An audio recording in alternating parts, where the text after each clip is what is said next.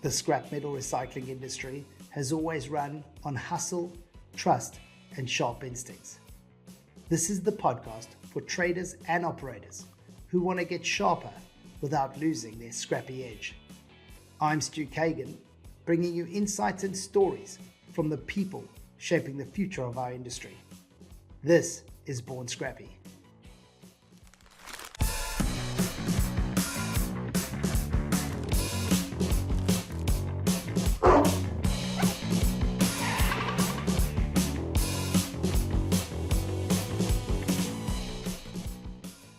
Steve, welcome to Born Scrappy. Thanks for having me.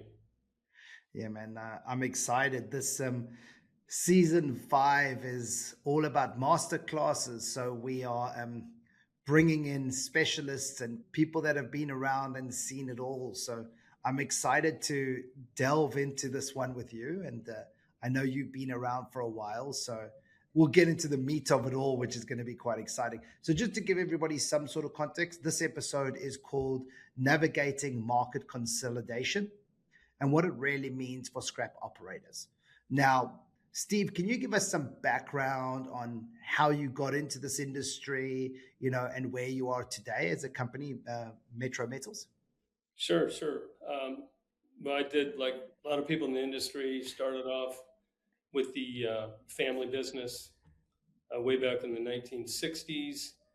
I have been working in the industry since I was approximately 15 years old. Even actually before that, my dad used to bring me to the scrapyard to sort metal when I was a kid on Saturdays to get out of my mom's hair, and my reward would be a fast food meal at the time. So been in it a long time.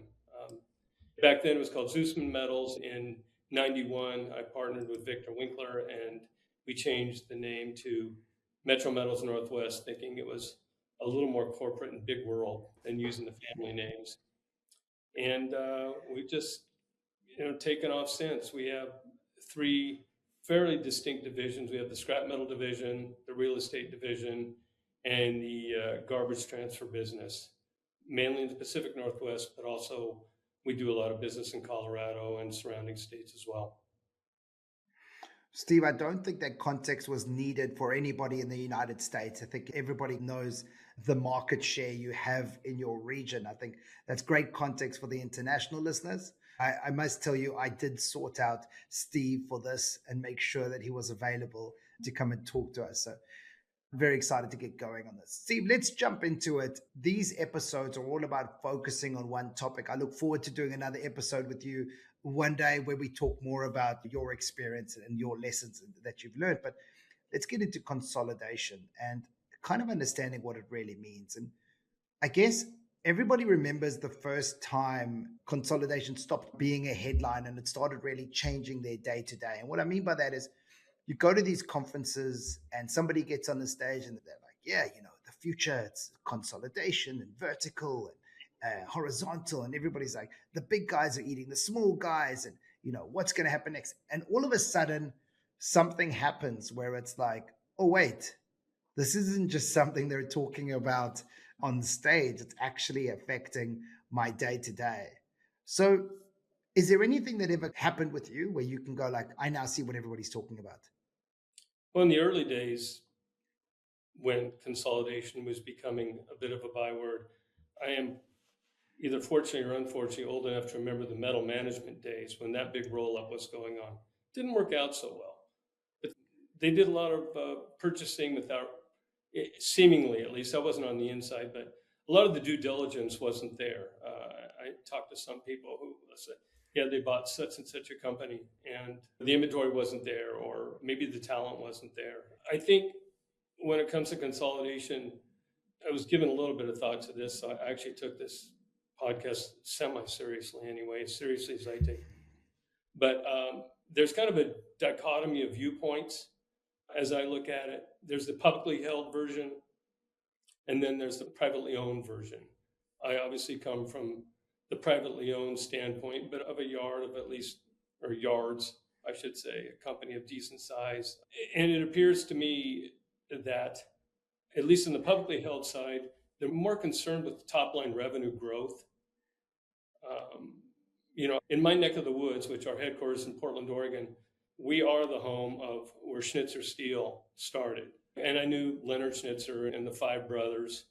So I've got pretty good, history of watching them. And when they ran it, it actually was a privately held business. But after they sold it, it seemed to become more of a top line revenue growth.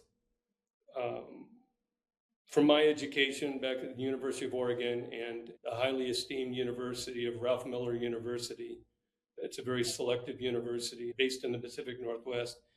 We were taught, just like real estate, location, location, location. We were taught margin, margin, margin. So bottom line revenue versus top line revenue. For us, that's key. It's like one of the oldest phrases. Sometimes some of the best pies you make are the ones you don't make. And we try to live to that. But, that being said, Schnitzers, which turned into Radius, they were just bought for 1 point something billion with a multiple that was like out of sight. So sometimes top line revenue goes very well. Of course, you can't really relate it to a tech company, for instance. Their multiples are ridiculous. But for us in the real world, I think the big guys, the corporate company, for them, the growth is important. They have to show growth all the time. For us, again, like I said, we want to see money at the bottom line. We have to pay our bills every day. And looking back at Schnitzer's,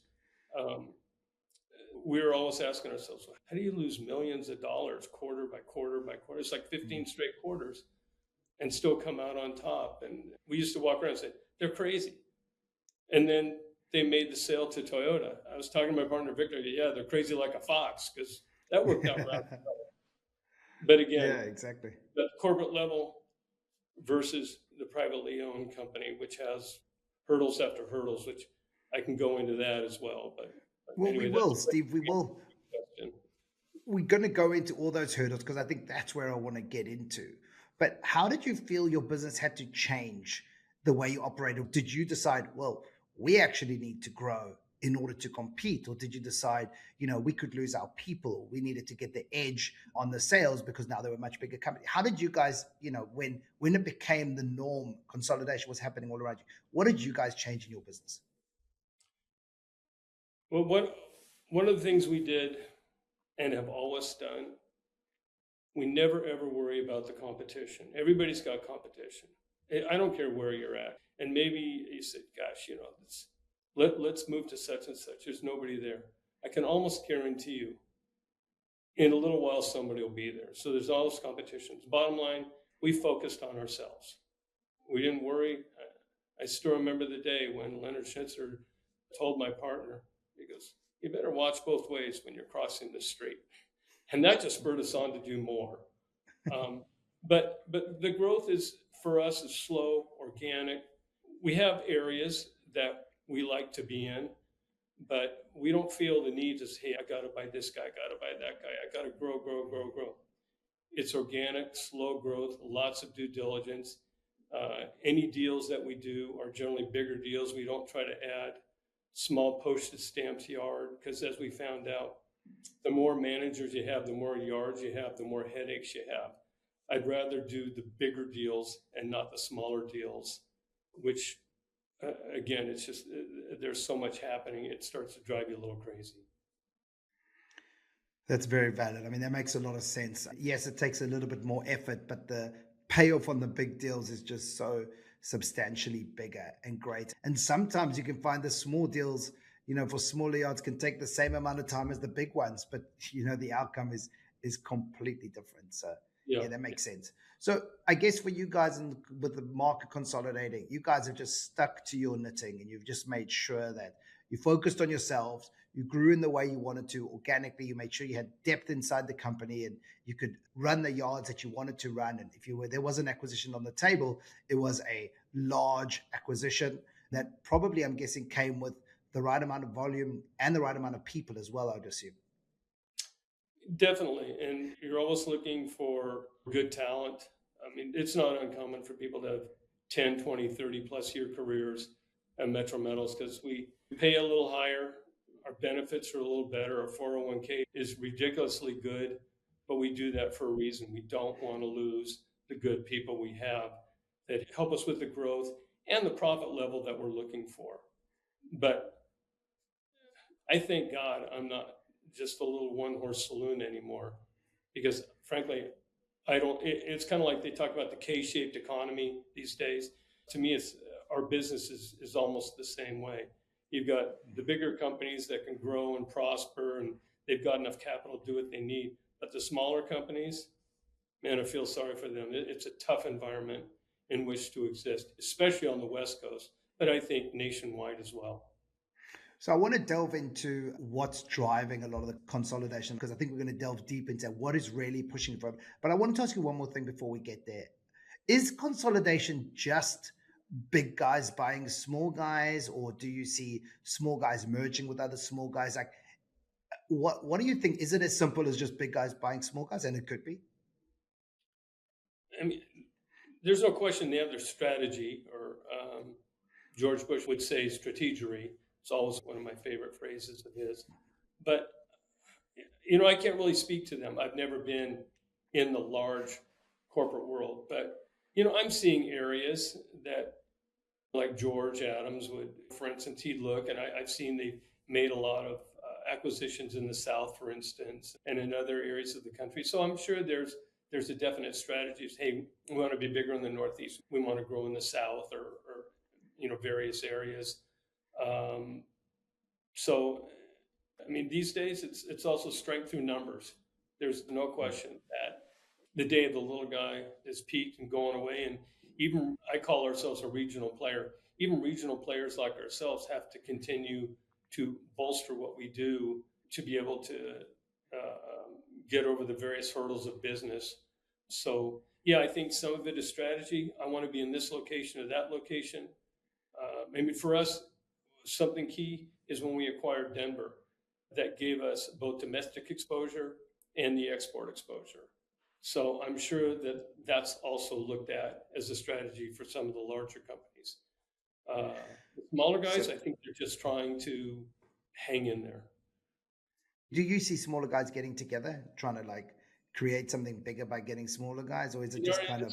I don't know. It's more the smaller guys have more of the pioneer spirit, if you will. But I think the smaller guys, if we're talking about them, I think they're going away. I don't think you can exist in the business world in which we live today. Well, let's go into that, because when we had a call the other day to talk about having you do this masterclass with us, you gave me a side of consolidation that I hadn't really looked at. To me, consolidation was strategic from the larger player. George comes up all the time, whether it's George or Padnos or anybody else who's ever acquiring some yards. I always look at it as top down. So they're focused on growing their entity by bringing in small operations. You started talking to me about, there's more about compliance. And I think this might be mostly for the West Coast. And I think people don't think this immediately. So I'd love you to just explain what you were telling me about how, and your perspective is there won't be any smaller guys later. I think it is very much a West Coast perspective, but it's due to what you're going to tell us now about how they're being pushed out of business. So just tell everybody what you were telling me. Well, it used to be, and remember, I've been doing this for over 50 years now. It used to be businesses in cycles. I'd see it for years. I'd see it for decades. Growth, consolidation, getting bigger, bigger, bigger. And then somebody would break off and they'd start their own business, and a few people would maybe go with them, etc. So, it's just like a garden. You'd plant your garden and it would get big, and then maybe a few seeds would fall off and germinate and start another business elsewhere. I think that was the case. Today, there's more hurdles than, I swear to God, sometimes I think I could be in the Olympics. I could be a hurdler, because there's more hurdles to go through these days to be in a business than I think ever before. You mentioned, regional West Coast. Agreed, we have a few extra hurdles. However, let's talk about one of the number ones. Our number one expense that's gone up in this last year, insurance. And that's nationwide. Yeah. Insurance is crazy. It's worldwide, actually. We've gone up 100%, 200%, 300%, but our insurance bills are nuts. It's the only business that I know. I'm fond of saying this. Only business I know, but they really don't want your business. All the rest of us is, Mhm. hey, we want to buy your metal, we want to buy this, we want to buy that. Insurance business, they go, would you please take me on as a client? It's the craziest business I've ever seen. And that anybody can relate to nationwide. Um, then the next topic for me, the next big hurdle, environmental. Now, admittedly, that is a little more regional. However, I think we all know, it's growing. It's certainly worldwide. I mean, I've got my horror stories about sending material, over to China, and then in mid-water they changed the rules, and then it got there, and they end up holding my containers for a year while we tried to navigate the new rules. So, but that's maybe a story for another day. But in the environmental front, I mean, right now we're in the middle of covering our shredder. In some areas of the country, they're covering your shredder. You guys are nuts. But on the West Coast, you got to cover your shredder. Everybody's coming after you. And I'm not talking about $100,000 deal. I'm talking about $15 to $20 million to cover a shredder. What are we going to get out of it? What's the value to our bottom line, our return on investment? Try zero. Nothing. It enables us to stay in business. And that's obviously somebody who owns some shredders. But the environmental parts, the various rules, regulations, be it water, air, or whatever. Uh, a little guy who wants to start a business, you've got to start with the base on the ground and work up into the air. It'll cost you a fortune. So that's certainly difficult. What about permits? I mean, have you ever tried to build anything and get a permit? I don't know what the city people do all the time. They're all saying, we want business, we want business, we want business, until they actually have to do something. Then you're asking for a permit. Try waiting weeks, try waiting months, and then having them say, yeah, everything looks good, except for this one part here, and you need to adjust that part. And oh, by the way, to adjust that part, you have to do the following. Well, yeah, but that's okay. You're going to do that? Okay, great. Come to us when you're doing it. So then you got more weeks or months. So getting permits. I was laughing a while back. We were talking about signs and elevators. Who cares about a sign? Who cares about an elevator? We have an elevator inspector that comes every 3 months. At one time, I got to be the smart aleck that sometimes I can be. And it's like, I walked up and I go, don't you have anything better to do than inspect our elevator? And then, as well as with the sign, unless you're grandfathered in for certain signage. I remember the sign permit guy came and go, yeah, it can't be, yeah, you got to take the sign down. It's too big or whatever. It's like, you got to be kidding. No, it's important. So it's all these little things, rules, regulations, signs. I haven't even talked about taxes yet because, Mhm. again, you want to talk about something nationwide, worldwide, we all got to pay taxes, be it from payroll to income, whatever your business taxes are. So again, another major hurdle, and you can stop me if I'm running too long, but like I said, Olympic hurdler here, there's a lot of them. Capital. Try being in the business Mhm. today in these capital markets. Again, small guy or big guy, it's all relative to scale. But Yeah, I think Steve, capital's a really interesting one for me because just everybody's really excited about, and I'm not even talking about the capital of buying some fixed assets, like putting a cover over your shredder. That's another level. Just actually being able to run a business when the copper runs to over $12,000 in the yeah, NME, all of a sudden, the capital that's needed to fill a container is 20, 30% more than what you were doing a little while ago, maybe 10, 15%.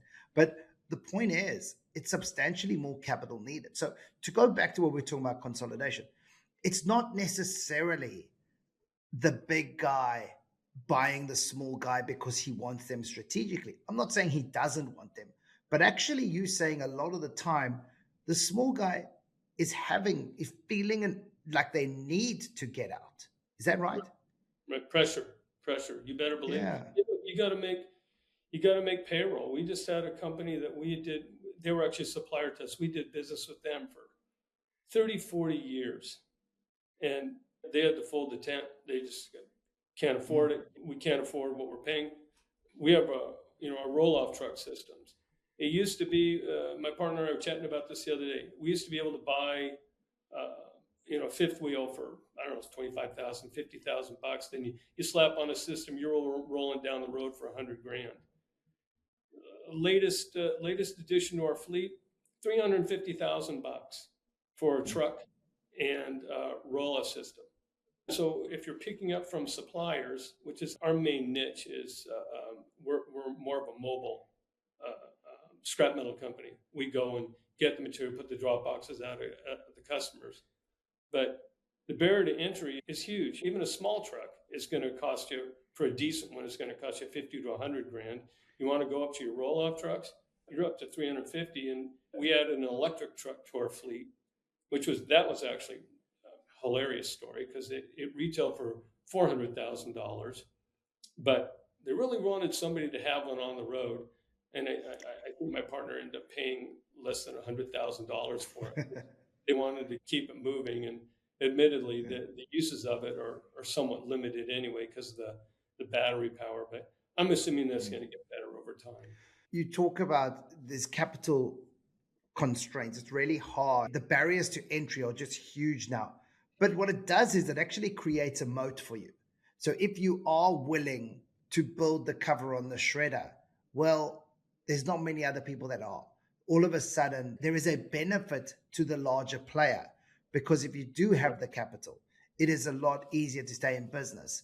And while others fall over and others struggle, you're actually able to obtain more volume, get better margins, hopefully for your sake, etc., etc. But that brings me into, I want to talk about what the hidden edge is, because in consolidation, we all think the huge multinationals, the corporates buying out the smaller guys. Now, I had the pleasure of being in Auckland, New Zealand, and getting to compete with the largest scrap metal company in the world.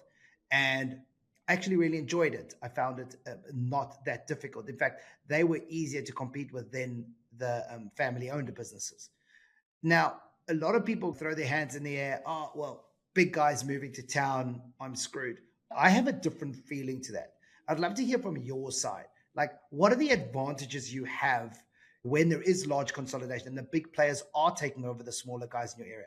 As a family-owned or privately owned business, where do you see the advantages?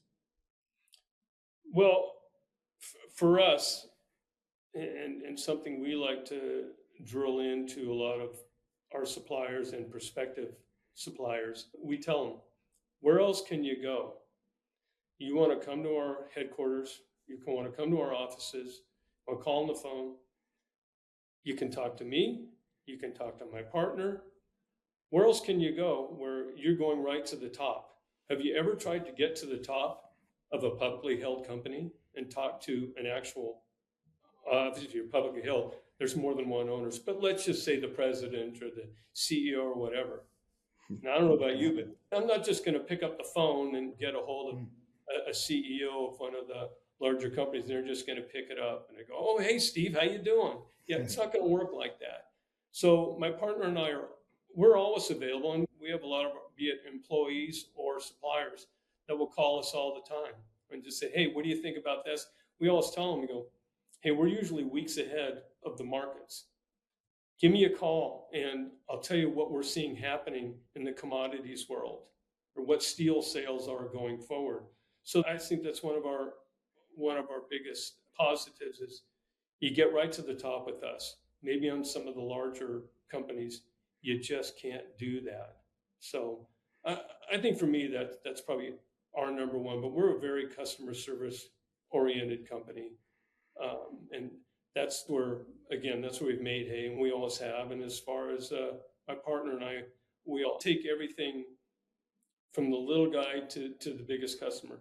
We take it all very personal. It's amazing how sometimes if you lose an account, I want to know why, when, how, what happened. What did we do wrong? What do we need to fix it? Or even if you don't lose a customer, if somebody complains about something, I'm not just going to brush it under the rug.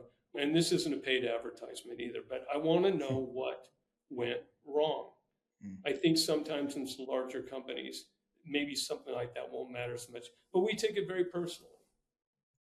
Steve, no matter how good you are as a really, really large corporation, it's actually impossible for you to do what you just said. So it's not that we don't think these large corporates are good at what they do. Eventually, you get to a stage in a business size where the owner cannot be present all the time because he is working on shareholders, he's handling the relationship with the board, etc., etc. So I guess it's about taking advantage of that. So instead of throwing your hands in the air and saying the big boy's moving to town, what you should be doing as the owner of a business is getting out there, seeing everybody, make sure that you are the face of your business, focusing on customer relationships. Instead of just giving up, there are ways to actually compete, which they are, unfortunately for them, unable to compete with. Things like speed of decision making. I understand. I had 85 yards and 4,200 people in Southern Africa. My guys in my yard could not just make certain decisions. We tried to empower them as much as possible so that they could, but there were certain things they just couldn't do. They couldn't pay over a maximum buying price that was set by head office. Now, that is something you have to do when you have that amount of yard, because otherwise everybody pays whatever they want. But if you walk into my yard where I own the yard and some guy needs an extra few cents and I'm right there, I'm like, you know what? This guy always comes in. Today, we're going to look after you, Johnny. No problem. And that's the kind of thing and the difference that you can make. That guy, Johnny, comes back to you all the time because he knows that Steve is available and he's there to look after him when needed. And it's not just that. I had the experience in New Zealand where we were able to buy bins for our trucks very quickly. We had the availability of the capital, but we didn't have any red tape. We didn't have to apply for CapEx. We landed a customer, bang, out on the road, buying some bins. They arrive in the next few weeks and they're at the customer. When you're at a large corporate, you're applying for next year's CapEx. Now, it's very difficult then to set your sales team up and say, I want you to go out and land all these new accounts. Because if they land an account, you're like, oh, we have bins coming next year. I applied for it in CapEx. Yeah. So those are the kind of things that I just see, and then there's obviously trust, where it's not that you can't trust the big guy, but you can build trust. It can be a part of your family brand that's out there. So I just want to make people feel positive because I get what you're saying on the one side, specifically in the West Coast, but a lot of the other stuff hits everybody else. It is hard being a smaller operation. I'm saying smaller than the multinationals. And there's a lot of requirement on you, which is hard. But there is also an advantage that you can use to go and buy more volume and make more money. We just went through the scenarios you're talking about the other day with 2 or 3 different accounts. They wanted specialty boxes. And again, our buyers came in and said, hey, we got an opportunity for such and such account, but we need this with this particular type of boxes. And we're just like, okay, what's the return? What do they need, et cetera, et cetera. It's just, okay, it's done. Let's make it happen. So yeah, there is that positive side, but remember, got to have the money to pay for these boxes. Yeah, absolutely. And, so again, there's a certain size and capital resource strength. You can do it, but there's eventually eventually there's going to be a bottom of that barrel of cash. Eventually, there's only so much you can do. One of the lessons we learned at Ralph Miller University was to deleverage. And that's what, anytime anybody's ever asked me, what's one of the most important things that you would recommend? I said, for God's sake, whatever you do, don't borrow too much money that you cannot afford. I mean, let's face it, the day of the 2 to 3% money, that's long gone. Yeah. If you're a big corporate borrower, maybe you're 6%, but if you're a little guy, you're 6, 9, 10, whatever. Money's not cheap. It's not just cheap anymore. It's not water. And so whatever you do, don't get your leverage level so high that the minute there's a downturn, boom, it's like the trap is set, the mouse is caught, you're dead, you got no more. As we like to say, banks are your best friend until you miss the first payment. Oh, man, I lived that, Steve. I lived that in New Zealand. Like, we were leveraged against all our assets. We had trade finance for our stock in order to compete with the big guys. That's what we had to do. And COVID hit. And who saw COVID coming, right? And New Zealand was shut down completely. It was an absolute nightmare. But so I totally agree with you. Like I now have a technology company, and the advantage of that is you sell equity. You know, you don't have debt. So no one can actually come and shut you down tomorrow because you have to pay them back. Of course, you have to give away equity in your company. But from what I've been through, if I want money in, I prefer giving away a chunk of the business instead of you basically holding a sword to my neck and one thing goes wrong. And which is, as you said, like often it's out of your control. And that's what I really like about what you said, deleveraging, because you can't see into the future. A market downturn, a friend of mine in the UK had bought Sims and he struggled. He struggled with the market. The Ferris never picked up. It was really hard for him to turn it around and the deal fell through. Like, did he do anything wrong? I don't believe so. I think markets went against him and he was trying to leverage it and it didn't happen. So I think that's great advice for anybody, family businesses, etc. You can lose your family business very quickly when you get excited about what you think is cheap money, or the banks love you, like you said, and they very quickly don't. Let's understand, because I want to go into a little bit. With consolidation comes a lot of M&A. So we're talking about acquisitions that are happening in the industry. I guess, what do people misunderstand about scale when they think about evaluation or the negotiating powers? So what I mean by that is, when I'm looking to sell my business, because now what you're saying is more people are looking to sell their business instead of maybe being approached for their business. I guess, where is the leverage and how much is it about the volume that I have or the size that I have versus maybe processes and systems and depth of talent, etc.? Well, one of the things that I have seen, because we do some sub work for commercial metals, for instance, is a good example, which is obviously, big size company, and we'll do some work with them more on the local level. They'll have their steel mills, okay, they have some steel companies that they own, and so we'll sometimes contract with companies to do all of their scrap nationally. Then they'll take that national business and they say, okay, we want to do some business with somebody at a regional level, like yourself, Metro Metals, and we'll do that work for them. So again, there's that size that they have that sometimes can form relationships. This one particular account I have, they actually make the steel, they sell them the steel, and then at my level, they want to recycle the steel back. And that's where I come in. So you get a certain size, and that can certainly be a huge benefit for when you have economies of scale, for instance. So that can really help the big guys. So I don't know if that really answers your Yeah, question, so but so scale is important. I guess when looking for an acquisition, when people are looking to sell. If I was looking to sell my business now, if I was listening and I'm like, you know what, things are hard, how would you recommend people prepare for that? Like, if they think they want to sell it at the end of this year, what would you say these family businesses or privately run businesses should be doing now? well, one thing that I find on the smaller scale level is even a small company can easily be worth $1 million, $2 million plus dollars, let's say. Well, first of all, the written rule or unwritten rule is everybody else wants a lot more than their company's actually worth. But that's okay. That's what dreams are made of. But it's amazing how many people still want to draw it on a napkin. So you got to get some professional legal help. Get an accountant. Have an attorney. For God's sake, don't try to do it yourself on a napkin and a handshake. Get professional help, even at the smallest level. For us, we have, maybe fortunately or unfortunately, teams of attorneys, accountants, whatever, that will work with us so that when we want to acquire someone, you say, okay, does this make financial sense? And we look at the cost and the return on the cost. And so don't try to do it yourself. Make sure you build a good team. And then, of course, when you get to a certain size, you talk to various bankers who, their specialty is in the M&A field. And there's some, all the big banks have some terrific teams, Wells, B of A.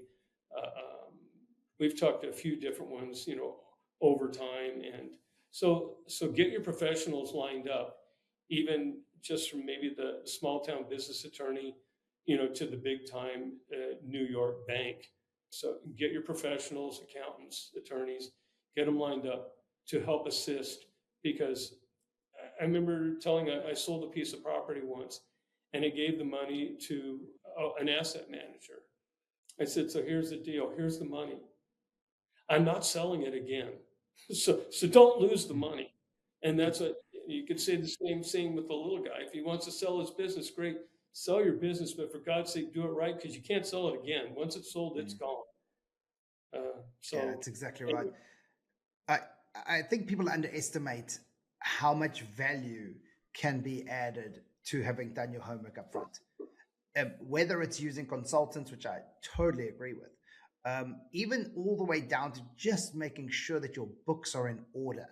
Like, just make sure that it's nice and easy, because there will be a due diligence. There will be a period that the buyer wants to go through everything that you've told them, and you thought you had a great lunch, and you said, yeah, you've got this incredible opportunity, and you've got 1,500 customers, and everything is going to be checked. Now, if you're trying to pull out napkins and you're trying to pull out pieces of paper to prove your story, it's going to be a lot harder. Another thing I love is there's a saying that time kills all deals.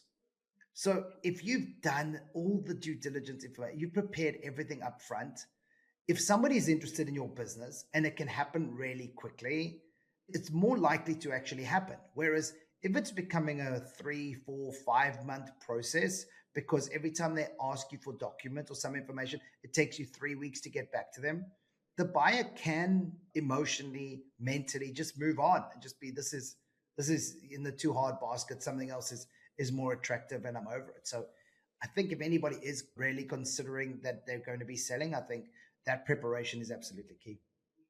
preparation is key, but I think one falsehood that smaller companies can fall into is when they value their company is blue sky. They go, "What's your EBITDA? We need real numbers. What's your EBITDA?" Well, da da da da da. But the blue sky, the potential is Yeah, just the like, opportunity. Yeah, yeah, yeah. Which again, that leads back to what I said before. People always want to sell their businesses for more than they're actually worth, and that difference is the blue sky. Now, sure, as an acquirer, you can afford to pay some blue sky. yeah. Mm. Um, but at a certain point, it's just like, okay, there's enough with potential. We got to see, Yeah. real results, real What are we money. buying? Yeah. What are You we know, buying today? what are we Yeah. buying? I've just seen it more times than I could possibly even tell you. It's worth this. I go, nah, it really isn't. But okay, we'll, If we'll go on you with if that. if you want to sell on blue sky opportunities, you need to start a tech company. That's Yeah, how that's how tech companies are valued, right? You've got the different phases that you go through, and it's all dependent on, it starts by just being somebody's dream in their head, and eventually there's more data needed along the way, but you're always talking about where you can go. And that's not how operational businesses and physical operations are sold and traded. So no, that's like come come back with to a the realistic number. yeah, yeah. You got to come back to Yeah. the real world. Stay with me now. Yeah, Exactly. Exactly. Steve, before we finish this episode, I always ask my guests 4 questions about themselves. And this is just to get to know you a little bit better. So next time somebody sees you at the conference, it can be, oh, we both love the same book, or say, I've been to that place as well. So let's just finish off with some questions about you. What's your sure. favorite TV show or movie? Um, well, presently it's Landman. Okay. Is my favorite TV show. Prior to that, it was Billions. I think we're seeing a common theme here, maybe. But also, I like fun stuff too. It's like I love traveling the world and cruising. So like Mighty Cruise Ships on the Smithsonian Channel, love that one. Stanley's Tucci's Searching for Italy. Where you just go around Italy and you watch them eat. It's fascinating. I guess if you like to eat, and then the Food Channel, fascinating show. Yeah, And then of that's course you awesome. Godfather 1 and 2, which is a mandatory for any self-righteous guy, I guess. Now Yeah, my wife, every time I turn on The Godfather, she goes into another room, but it's like, honey, this is the Bible. What yeah. you have to That's watch. so funny. Yeah, Anyway, that's awesome. I must say, Billions is definitely up there in my top shows as well. So I like your theme that you were going to there. Favorite places to visit? Is this going to be Italy? Yeah, we love Italy. We love Italy, but anywhere southern Mediterranean is great. Mm, We start in Portugal, just round Gibraltar, and then go south of Italy, Spain, France, Monte Carlo. It's all good. Head on, keep going, go over to Greece. It's those. all the Love. best food. It's all Literally, good food, each good. country there's the best food. It's Yeah, yeah, phenomenal.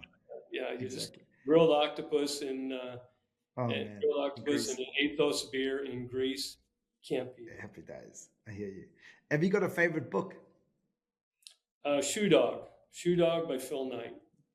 Local guy, local company, but kind of a personal hero of mine because, I mean, reading the book, when he was doing his initial build up to the company and going overseas and talking to the To Japan. consumers, all of it just hit home over and over again. I loved it. His company got a little bigger than ours though, but Yeah, I never finished the book. How did it end? I'm just joking. still going. It's my favorite. It's my favorite book. Yeah, It's love it. absolutely phenomenal.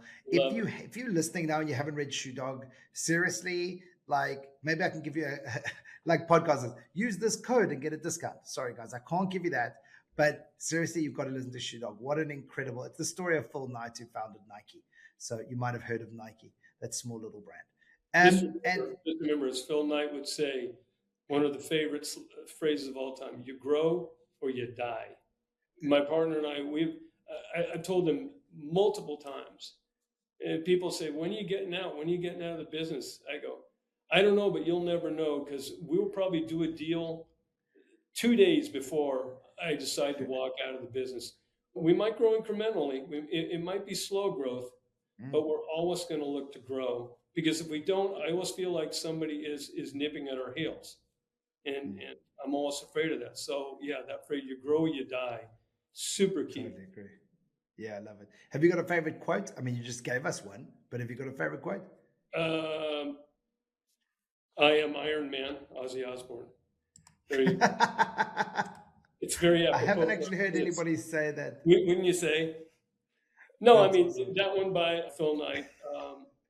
And it's I don't know if you'd call it a quote, but in today's scrap metal world, when Robert Schiller, the economist, would say, or later taken by Alan Greenspan, the phrase irrational exuberance always hits home for me. We are living it. We're in the middle of it. Look at gold, look at precious metals, look at industrial metals, save for maybe nickel, but even lately, nickel's kind of caught the same cold as everybody else. Irrational exuberance.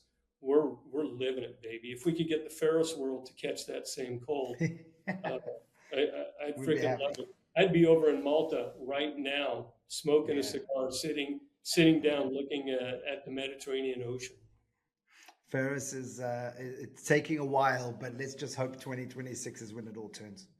I remember Uh, when years ago when Bob Phillip, who was one of the luminaries of the business years and years ago when he worked at Schnitzer Steel, and Bob Phillip said, he goes, "There's going to be a shortage of steel.